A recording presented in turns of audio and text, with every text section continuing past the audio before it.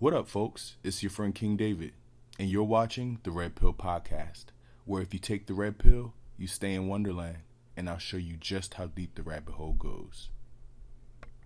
Hello, guys, and welcome back to the Red Pill Podcast. So, I'm here with two amazing gentlemen. I'll let you introduce yourselves. I'll start with you. Oh, well, I am Elton Anderson Jr. I don't know much else about myself, but I like to create things, and I currently live in Los Angeles. Awesome. I'm Obio. I'm a certified life coach and content creator and LGBTQ advocate. Awesome.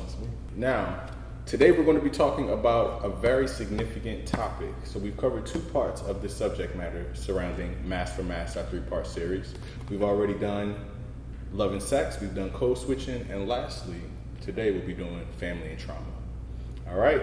So now, this is a very deep subject we're going to jump in here today. All right? So before we begin, see you got some drinks on the sides of you here? Yeah. All right? So this is the Red Pill Podcast. All right? So here's how this goes. Okay. You take the blue pill, the story ends, you wake up in your bed. Everything goes back the same. Okay? You take the red pill, and you stay in Wonderland, and I'll show you just how deep the rabbit hole goes. Okay. All right? Let's do it. Cheers. Okay. Cheers. All right. This is a big ass shot. Okay. I take the whole thing. All right, gentlemen. Let's do it. Let's We in begin. Wonderland? We in Wonderland. All right, so the first chapter we're going to do is a quick draw, okay? So what I'm going to have you do is pick between mom and dad, all right? So don't take too long to think about it, one or the other. Okay. First one, who was the most likely to discipline you? Mom. Mom. Dad. Who was the most affectionate? Dad. Mom. Mom. Who was the most patient? Dad. Dad. Take your pick. Who are you more like? Ooh. Dad. Dad? Mom to my bones. Okay. I'm going to go with dad for that one. Who do you look most like? Both. Okay. When I was younger, my mama. As I get older, my Your dad. Okay. I'm kind of both too. Probably my dad. I have this head. Okay. I'm going to go with mom. Okay. Mom is me. Okay. Who's the funniest? My dad. Dad? My parents aren't really funny. No. My They're dad not the says funniest people in the world. dad jokes. That's why I said. Oh, okay. Dad, you're funny. Okay. And it's funny It'll be my because dad it's for me too. It'll be my dad. Who was the most supportive? Both. Okay. It wasn't Dad. like that hard. Dad? Dad. Mom for me. Who was the most present? Both. They was there. Just They was winning, out there. winning in life right Dad. now. Dad? Okay, mom for me. Who gives the best advice?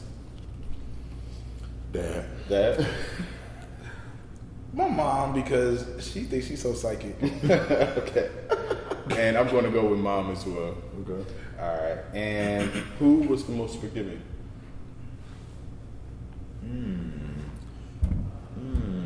Most forgiving. Dad. Dad? I'll go with Dad. Okay.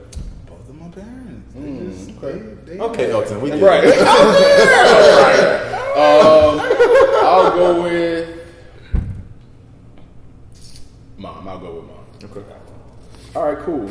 Now let's dive into the real stuff. Okay, so Obio, I'll start with you. Sure. Tell me the definitive moment in your childhood where your family shaped your views on sexuality, and if applicable, how did those views cause you trauma? I feel like growing up, my parents seemingly were liberal, but there's something about personal identification that changes the hearts of your family. Does that make sense? So growing up, I didn't hear any sissies and punks. There was no like rough language. You know, I didn't go with religion, so there wasn't any like religious dogma being spewed. But when I got to of age and I, you know, later in life decided to identify as gay, it became a whole different can of worms. You know, I think I expected my parents to be a little bit more understanding. Yeah. Just because I didn't grow up with that.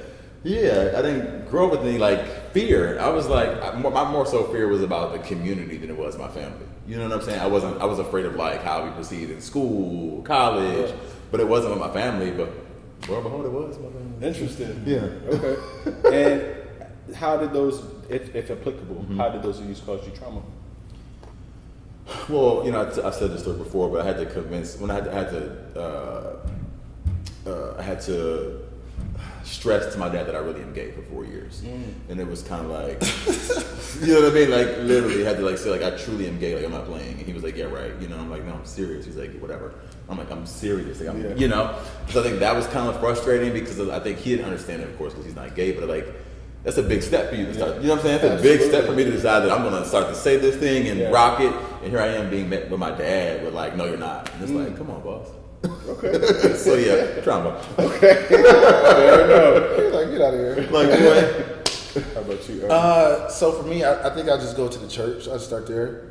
My family, we went to like Kojic churches and stuff like that. If you know Kojic, it's Kojic. And when I was younger, our pastor, it came out that he was gay on crack and had HIV.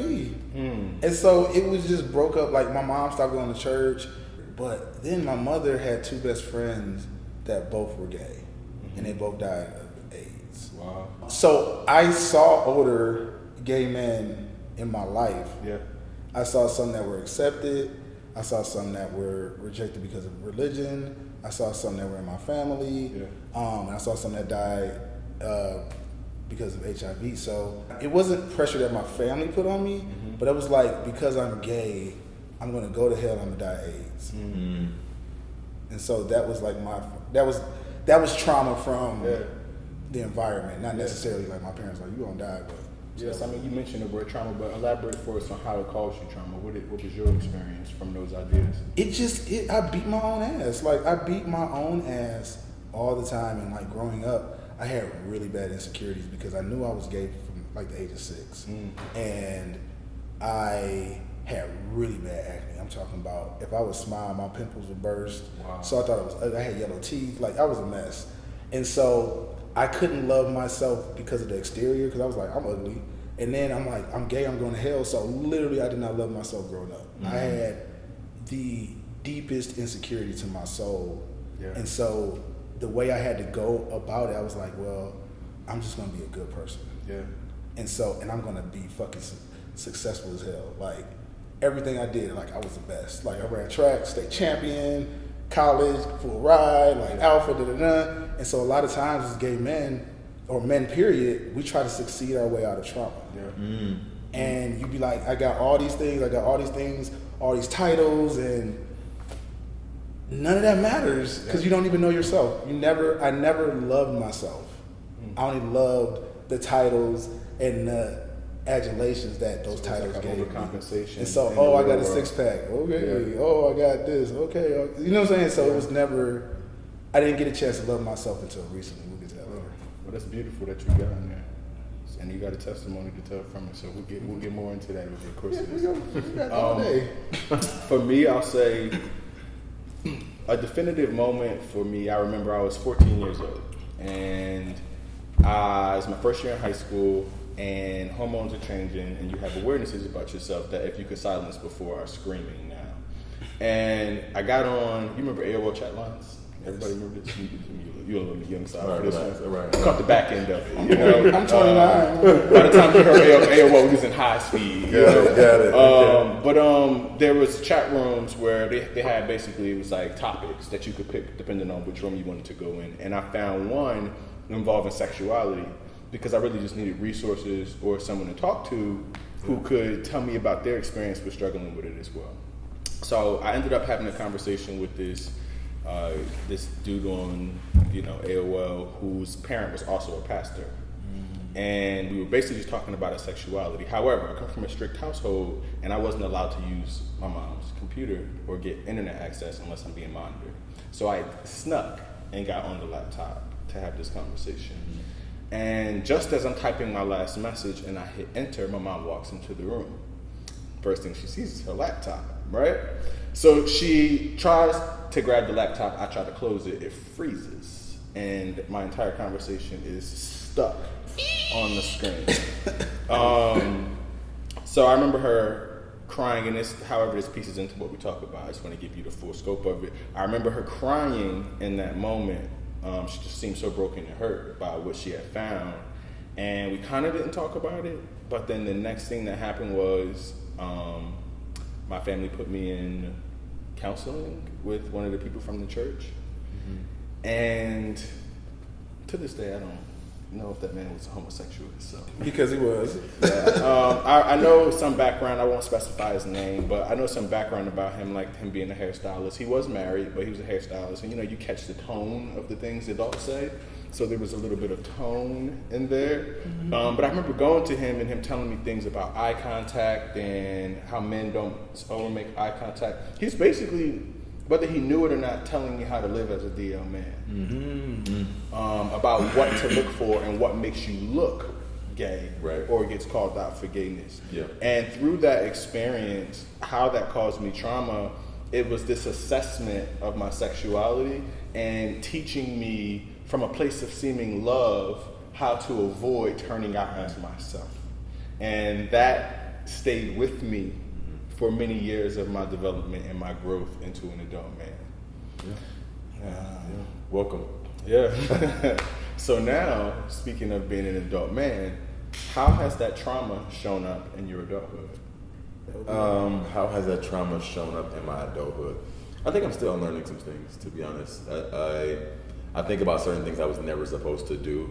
I remember being told very young that, not very young, but college age, don't ever say that you're gay, right? You won't get hired, people won't like you, the church will shun you, that kind of thing. So I think I internalized a lot of the social understandings of my sexuality.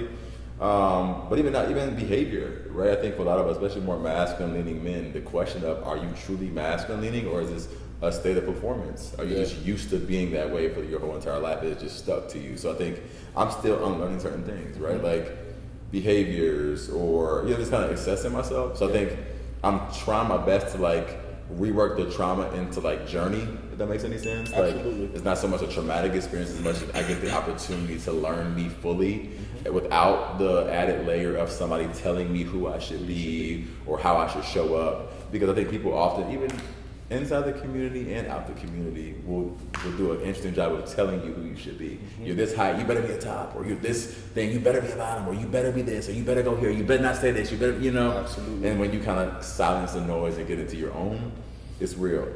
It's very real. It's freedom. Yeah, it's a lot of freedom at the end of the day, for sure. Well, I think for me, adulthood technically starts when you're 18 or whatever. Right. And so when I went to college, I was like, I'm not gonna be gay, even though I've been gay forever. And when I got to college, I just started having sex with all the girls. I was just I am going to screw the gay away. I am going to, and it was just it ain't hitting right. And so around when I graduated college, I was just I can't live this facade anymore, because I had been trying to do everything else to not be myself. Yeah. Mm-hmm. And so when I was 22, my mom found out. That's a funny story. We gotta talk about that next time. My mom found out, and she cried for 5 days. Mm. It was I realized when I was telling people at 22, and that was around 2006. Mm-hmm. I'm not doing the math right, something like that, 2004. I was why I gotta console people when I'm telling them who I am? I'm okay, girl, why are you crying? Yeah. Because I'm gay. And so that was a part when I said, I'm not telling nobody anymore. I'm just not gonna tell nobody. And so after that age, I just started just living my life, and then people started finding out, and then my friends would get mad, and then it was people getting mad, Elton, why you never tell me you was gay? I'm that's his own. It's his own thing, and so a lot of my adulthood and being gay was just having to console people for my truth, and I was I'm not doing that no more. Yeah, I have a story for that later on. Right, for sure.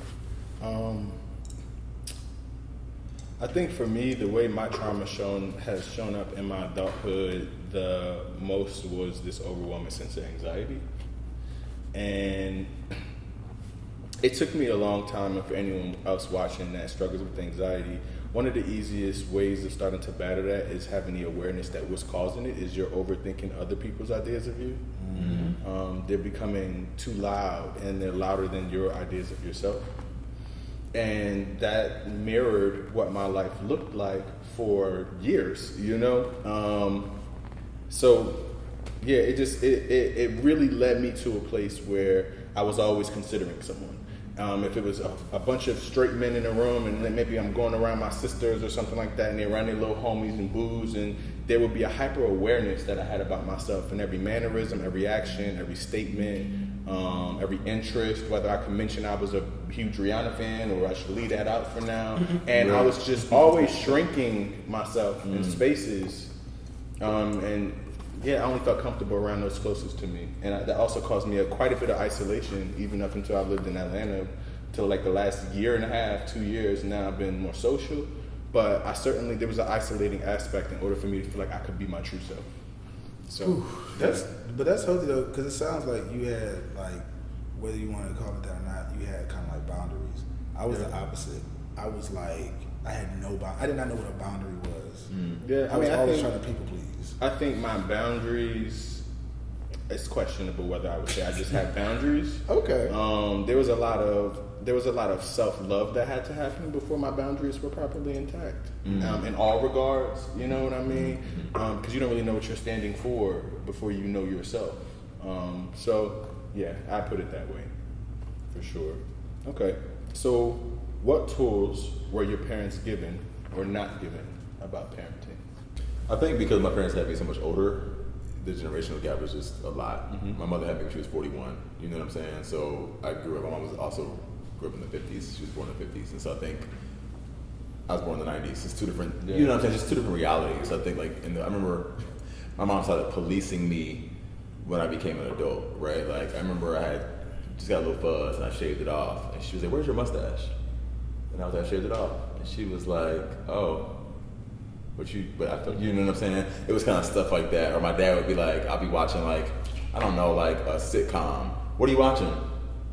I'm like, "Sitcom." He'd be like, "Oh." So I started to kind of feel like you guys silent criticism. That kind of like my policing of your whatever your experience, and kind of those antennas going up. If that makes any sense. And I feel like my parents just really weren't given tools to raise a kid in the era that I was raised in. A kid with social media, a kid with access, a kid with different fashion trends, that kind of stuff. So I think on the one hand it was beautiful because my dad just decided that I don't understand it, I'm hands off.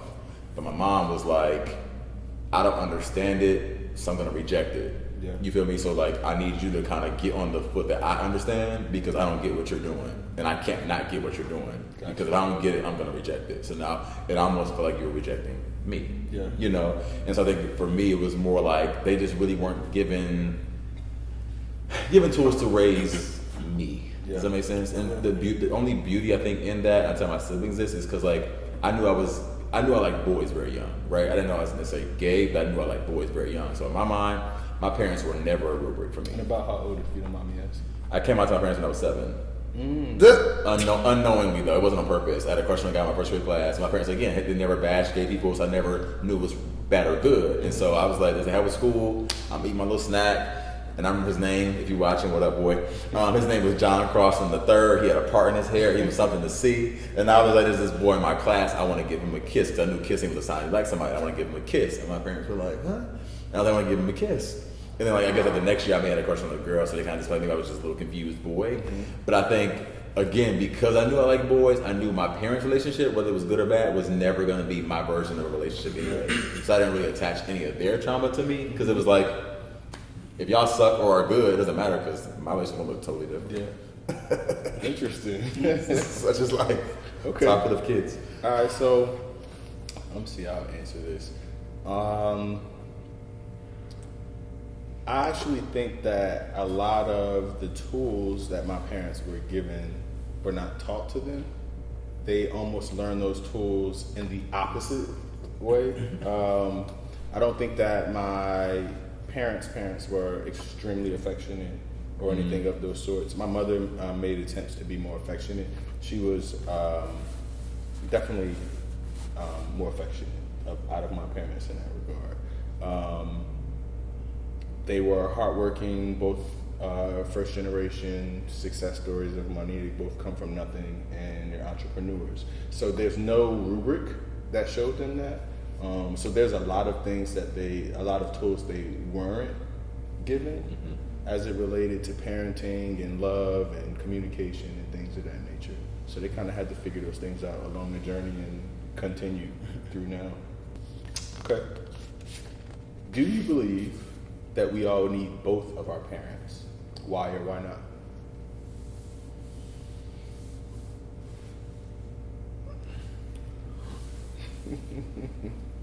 I'll start. There you go. You take that one. In my belief, I think we do need, in an idealistic way, both of our parents. Okay. I believe that there are certain aspects of self-acceptance that you, by nature, turn to your parents for, and you can quiet the voice as you get older of how loud it speaks to you of wanting that acceptance, love, approval, but it's always an interest. It can become a really, really small 1% one, but it can never become zero, which stresses that it's in our human nature to desire it. I don't think everyone's afforded the opportunity, and that's a part of life where there's some things that you just have to learn to accept and work our way through and find healing through. But I do think that in an ideal way, we do seek and need both of our parents. How about you, Obio? I think we all need parental figures, whether that's the people who birthed you, whether that's somebody on TV, whether that's a coach. I think we all need parental figures, you know what I mean? Because even for myself, I think there's no real way to center your family as your only influence. You know what I mean? When you think about our lives, our only influence weren't our parents, you know? And so I think even for myself, my mother wasn't very nurturing growing up, which wasn't very nurturing, period. And so I think for me, I found mother figures in other people, you know? And I think it was still necessary. Yeah. I think it's also like, even to the story about Oprah, right? Things like, how do we gauge success? I've been asking myself that a lot lately. Am I gauging success by access, by money, by fame, by popularity? Like, what are we looking at as success? And I think when we're talking about these people, I think about what do we need for what? Yeah. Right? Like, do we need both our parents to be emotionally available? Do we need both our parents to be, you know what I'm saying? Like, maybe you don't need them to amount of success financially, right? But like, what do you need them for? So I think, to your point, there probably is going to be something that's missing. I'm using missing lightly, but like missing in a sense when you don't have a parental figure at all, because I think we do need guidance. We need some sort of mentorship in this world. But I will say, as a queer person, family looks totally different, because sometimes those boundaries, man, just have to be set. Yeah, I can't make room for you in the midst of my freedom always, because I have to find it. And if you're in the way of it, you kind of have to move. Yeah. And I don't know which one of you guys said it earlier, but this idea that we kind of come into this world or come into our own, understand that I have to make everybody else comfortable with me before I can get comfortable with me. Yeah. You know, even for you, like you're policing language around your homies, and for you, you're making sure your parents feel comfortable when you come into the space. Yeah. But at what point does that suppress who I am? Absolutely. Most points. All the points, and then when you finally get a pocket of freedom, you feel like you're almost being deviant for choosing self. Yeah. Like, am I being selfish for choosing myself? Am I being like wrong for picking me in this moment? Yeah, I think that's why our internal verbiage is so important. I've abandoned from a place of love. Now, there's a certain place of like being accountable that you'll call yourself out if you are selfish, but actions that are substantive or vital to me are self-full, not selfish, because we're not good for anybody if our cup is not full. We're not our best selves to any of the people who need us. So even if someone's tugging at your coattail in a moment and you got 60% of your cup, you can't help but what's your attitude like? What is your internal feeling like? How are you in this process, and what is that going to mean for you later? Maybe that night or the next morning. So, How do you fill that cup up? It's a lot of inwardness.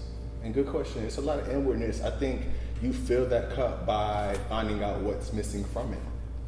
And that requires you to really like go inward and look at yourself.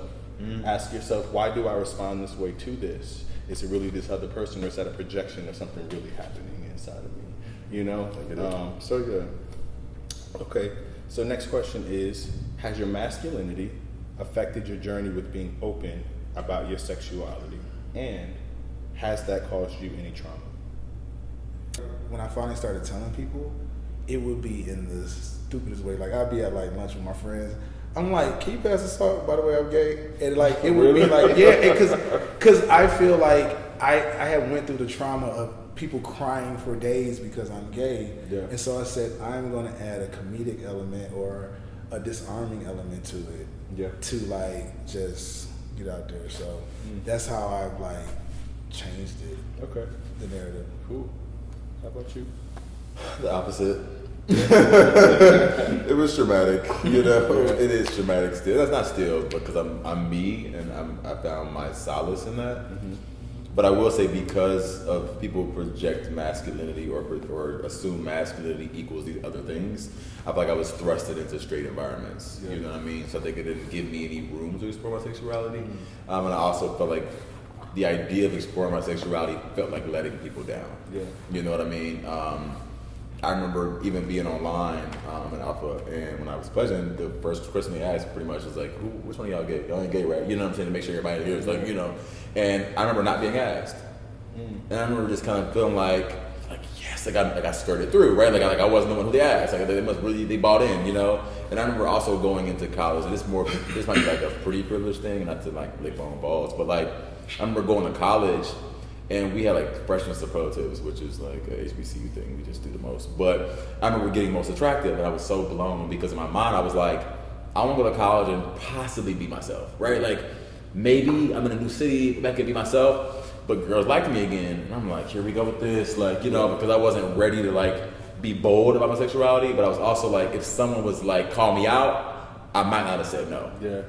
Like to this day, I've never been asked if I was gay. You know what I mean? So like, if someone had asked me, I think I might have had a little bit of courage to say like, maybe, or you know what I'm saying? Like something that was just like, it's like, hey, oh, girl like you. Yeah. And I'm like, yay, let's go talk to the girls in the student center. Yeah. Hey ladies, like, you know what I'm saying? And it was just like, here we go with this again. So I think for me, it became performative. And then, you know, 2.5 years ago, I came out the closet, right? And so I think for me, it was like, whether you guys see it or not, it can't negate what I identify as within my heart. Yeah. You know, I'm gay. Whether you guys want to affirm that or not, you guys told my dad earlier, my dad didn't believe me. Whether you don't believe me or not, my brother didn't believe me. Yeah. That's on y'all. I'm gay. And I get to define what gay looks like for me. I get to define what gay sounds like for me, you know. But I will say masculinity, because of the way the society is set up, it sometimes does put you in this box that you almost feel like you're just letting so many people down to do anything else other than be your masculine self. Yeah. You wanted to say something? I was gonna add to that really quick because when I did an internship here in Atlanta when I was in college, I met like my gay godfather. He was like 10 years older than me, so I got to see a man that was like comfortable in his skin. And he told me something when I was like 20 years old, and I'll never forget it. He said, "Never give anybody else a stick to beat your ass with." Period. And so what that meant is like, you can't hold nothing over me. Like, if I'm gay, like, bitch, I'm gay. Yeah. Like, it's not like a tool that you can use against me. So take the that power was away. like, yeah. So I learned that at an early age, and I was like, I ain't never get nobody no sticks. I wish somebody told me that at 20. Same. I wish, you know. Same. Yeah. Shout out to Mark. I'll answer and say that my masculinity has affected my journey with self-acceptance. I think that, so I came out at 17. I was from the suburbs, but these people were from the hood, so it's kind of like the people that knew me before aren't even seeing this, and the people that know me now aren't connected to it. So that worked in two ways. Yeah. In this instance, it made me feel like I couldn't show up authentically. Because many parts of who I was and the outer surface parts of who I was made me be titled masculine. But some of the inner parts of who I was were colorful, you know? And we love to see some of my interests were just like not straight man interests. I don't think that's a big part of it. Is this within my masculinity, there was this connection between straight masculinity and my masculinity that I was comparing myself to. Mm-hmm. So if I liked, you know, pop music and Britney Spears and Rihanna and Beyonce, but straight men didn't like that, then I'm standardizing my masculinity based off of that. And that caused me a lot of trauma as it related to my self-identity, because it couldn't be mended no matter how out I got and how many people knew, because I was still judging myself off something I'd never be, which is a straight man. You know, I can be a masculine gay man, but within that itself, I believe there's a certain ownership that we're allowed to take in that. Because if we're throwing gay on the front of it, why we have to be a thug? You know? So if I'm masculine in my nature, then I can be masculine in my nature and then also have a moment with my gay friends and, you know, use the lingo and participate in all the things that's a part of the culture at full out. You know, I can have my circuit oonch moment and spin on the dance floor if I want. And it won't define me more or less masculine than I was before. It took me a very long time to understand that. And I feel like masculinity isn't the goal, right? But I don't think people are trying to be masculine. Yeah. Well, some people are, right? I'm not negating there's a community of guys who are, but masculinity isn't like, let me preserve this, let me make sure I don't lose this. It's just, you know, sometimes you are more masculine leaning, and it's what it is. You know what I mean? Even the idea of it being this definitive statement, I think is problematic. I think actually for me, for a period of time, it was the goal. The goal. Mm-hmm. And is that an inward thing? I don't know. I can't 100% say, but I would lean to saying no. I would lean to saying that when I came out, I was identified as masculine. And then someone said, I'm going to be your gay father. I want to be your gay mother. Okay, so when we go out, you always wear a new outfit. You make sure that you're polished. You know, you do this, you do that. You don't act, you know, don't do that around them girls. You know, I learned an idea about what it meant and who I was within the community. Yeah. And I needed to stick to that in order to be accepted. It took for me not to care as much about acceptance to start having a bit more courage. But certainly as a young adult, I was navigated into those beliefs through our community. That's good. Okay, so did your sexuality affect your relationship with your family and or friends? Yeah. Yeah. When I came out, I lost most of my friends. So I'm in the space now. I'm building community now. You know what I'm saying? Just because I identify as Christian as well, and so I think for me, I was in a lot of community people who were believers, and that community just naturally people who I prayed with, all that kind of things, just stopped talking to me. And then, you know, fraternity, all the stuff, you know, people that had to be a hurtful experience.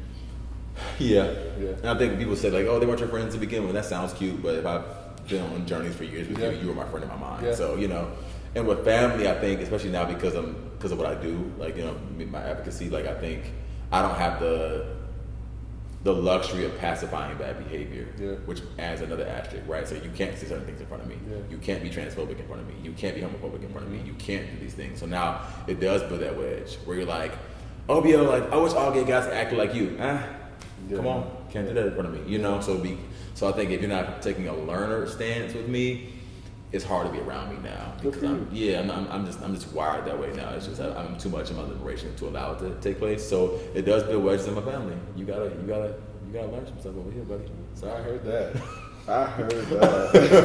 It just can't go down. All right. So let me spin this question back to you, and I'll ask it again. Did your sexuality affect your relationship with your family and or friends? I wanted to remove the masks as quickly as possible. Like, I wanted to remove these masks because, like, in my life, when I was got out of college, I was taking the blue pill. You know, we talking about major. I worked a 9-to-5 job, corporate America. I bought a house before I was about 25. Like, I was making six figures. I was like doing all that, and I got there. I was like, this is stupid. And so at 26, I got a passport, a camera, and a skateboard. And this is 2008. There was no Instagram. Facebook barely was around. And so I was like this weird ass nigga. Like, I was on South Beach skateboarding. I had never had a skateboard and taking pictures. Everybody's like, oh, so you left Pfizer to be a photographer? And I was like, I was called to do it. And so I've always been somebody just like a little bit off kilter. Not even just with gayness, but with like creativity, career, life, everything. It's a bit of a unicorn. So I lived that unicorn life. So it was kind of like you ain't never gonna guess what I'm gonna do next anyway. So okay, all right, cool. All right, so I'll answer and just to repeat the question for those watching: Did my sexuality affect my relationships with family and or friends? So it definitely affected my relationship with my parents for several years. With my friends. Whereas you, in your experience, your friends showed you some form of rejection, I feared so severely in my youth the idea of rejection. I've been rejected a lot in my childhood. Actually, unpopular awareness. I had mannerisms as a child that people could tell. I grew up with all sisters, and I was bullied and called gay when I was very young. By the time I got to middle school, I switched school districts and I was in the suburbs around more white and suburban type of people. So my small mannerisms looked more white than gay to white people. And that provided the space for me to make a lot more male friends and then naturally just learn how to operate like other boys. I just didn't have any examples growing up young. But coming into my senior year of high school, I got outed by a guy I was dating. And at that moment, my fear of rejection from my friends was so strong that I cut them all off. I just started coming into the lunchroom and sitting at a table by myself. And I did it all school year. And I regret it tremendously because I made some dope friends that I spent 6th grade to 12th grade cultivating relationships with. So sometimes I look at pictures and they're at each other's weddings and I'm like, damn, you know? But it was all a part of my growth. It may be a story that aids somebody else to kind of make, you know, different choices or more forward-thinking movement, you know? But yeah. Makes sense. During your childhood, what is it you needed most and didn't receive?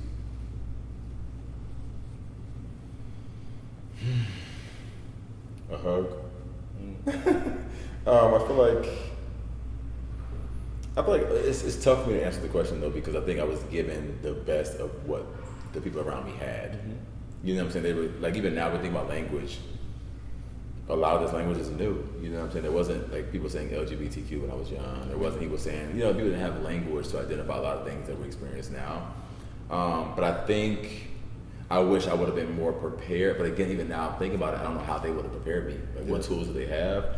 Because even for me now, like the question earlier, I can't be your exception friend. I'm not that guy.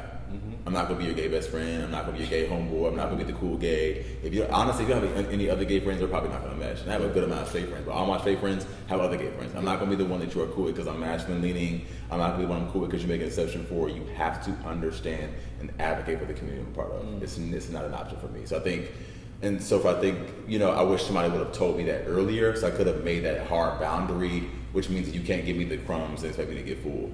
I have to get real love. You have to understand me. You have to work to make space for me. Like, I wish I would have told me stuff like that, you know, but I think for so much of us, even in our family dynamics, right, we take crumbs and call love. Like, oh, you can be gay, but don't bring it around here, or don't bring them over here, or don't do this, don't do that. So we end up contorting our lives, and it shows up until we die, right? We do it among our friends. We kind of show up in this way around this community and this way around this one. Yeah. And I wish I would have been able to say, like, hey, like, if someone can't respect you enough to make room for you in your fullness, literally let them go. Yeah. Because so many of us in the community now have conditioned ourselves to understand that it's disrespectful to be myself in certain spaces. Yeah. And it's never disrespectful for me to be myself, ever. You know what I'm saying? So I think I wish I would have gave me language. But as I'm saying it, I don't know that they have the language to give. Because I don't think it's also exclusive to being gay. So many people spend their lives in performance or in their lives like vying for acceptance from people who are never going to truly accept them.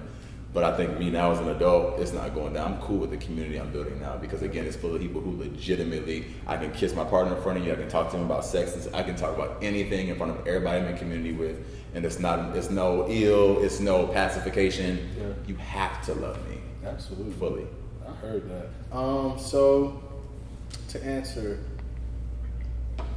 something that I needed most and didn't receive in my childhood would be, I guess, support and acceptance. My parents meant the very best because they just wanted me to be the most successful adult that I could be. But there was a lot of correction to my mannerisms and certain things and just certain little statements made that they knew while they were making them. Maybe I had a little incident where there was some monkey business at a sleepover, you know, and mom found out, and you're getting like, you know, just a little conversation. I really spent my adulthood. I mean, it's. I wouldn't change it. It's made me who I am, and I'm proud of a lot of that. But there was just a lot of time that I spent fighting. Yeah, there's a lot of time I spent fighting them, fighting the world's opinion of me, living in a perpetual rebellion in order to exist. That it wasn't like I was just choosing to be rebellious. It was almost like to exist in the state that I should, I have to be rebellious. So it would have been nice if I could know that the people at home thought I was perfect. And it didn't matter what everyone else thought. Because see, when I went to the world, they were a confirmation of my parents' ideas versus the opposite of what I was taught. So yeah, that's what I would have needed most, is just support and acceptance. Okay. All right, so on to you, Obio. Sure. Tell me about an experience with straight friends or women that challenged your ability to authentically be yourself. I can go first, actually. Should I take this one? Sure. I'm trying to think of which experience I want to say. So I'll say with women. I think with women, it's been a very interesting relationship, because I think a lot of women that I'm around, especially black women, in my personal experience, I know we've all had our own experiences, I think they don't mean any harm. But words do kind of mean things. Yeah. And so I think even me journeying through my own experience, I've been called like a waste of sperm, you know, why are all the good ones gay, that kind of stuff, right? And I know they don't necessarily mean a waste of sperm, you know, like you know what I'm saying, like that's what I mean. In my mind, it's like yuck, but at the same time, I recognize that your version of calling me attractive, your version of saying I'm an option, but it just doesn't land in that way. You know what I mean? So it's been a very interesting space to navigate that, and I think speaking what I was saying earlier about being the exception, you know what I mean? I don't like that feeling. It's not a comfortable feeling for me. I know people say like, oh, like you not, hey, bro, I can hang with you. You cool. Yeah, it makes me feel uncomfortable. Yeah, I'm not with that. That's not my thing. And so I think in my straight friendships, again, it's become a very like poignant part of my interaction with people to make sure that this feels genuine in all the ways. Because again, I think we also conflate the word friend a lot. We ain't gotta be friends. We can be acquaintances. We can be colleagues. And nothing wrong with that. I have people who are colleagues with, and they're amazing people. We're just not friends. And you can be that. But if you're gonna be a friend of mine, you gotta show up. Yeah. Okay. Well, I have one question to close it off for us. Okay. What would you tell your younger self? Hang in there. Hang in there. It gets better. Like life will continue. You'll make more mistakes, but it'll be okay. I think I always thought that my next choice had to be the right one, the best one, the most important one, because it was like that could be my last one, you know. And I held all my choices so firmly, you know. But I think I would just tell me to just relax, bro. It'll be okay. I'm still in my mistake making season, and I love it. You know, because I continue to learn and grow and all that kind of stuff, you know what I'm saying? So I think if I could tell my younger self anything, it would be hang in there, relax, and take care of your skin. Get a skin routine, little man. You know what I'm saying? Like, we was trying it. You see what I'm saying? Like, wash your face before you go to sleep. Golly. Okay. All right. You want to take it next? Yeah, I do. I would hands down talk about love. I would tell myself, my younger self, what love really is. I got this beef with the love languages. Because I think they're trauma responses, but that's a whole other episode. But I really think that love is not one thing, it's everything. And so I was just telling my younger self, like, you know, just learn to love yourself first, and then operate in love and get to that and just be love. Yes. Okay.